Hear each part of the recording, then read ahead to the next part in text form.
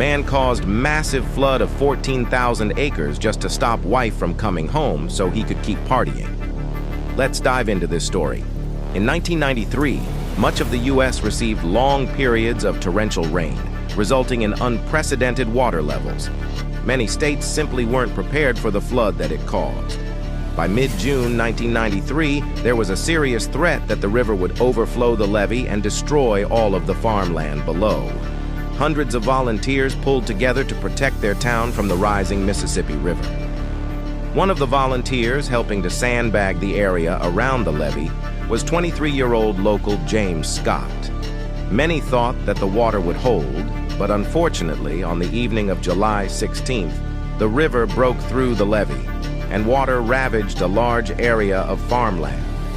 Scott, who was known as a local bad boy, interviewed by a local news station about the levee failing.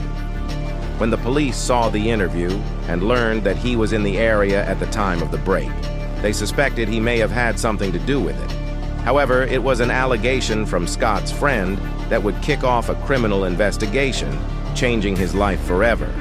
Flax, who was in the house at the time, claimed that shortly before the flood, he and Scott were drinking together when he said he was going to break the levee so that he could continue to party.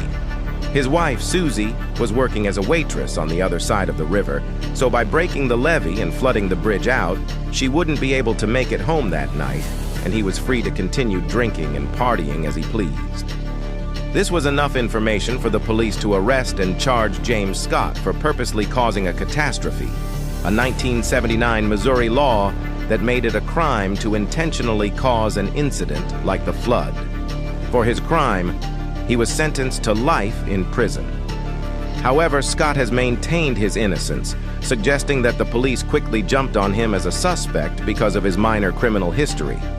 Today, he sits in a Missouri prison hoping to have a new day in court.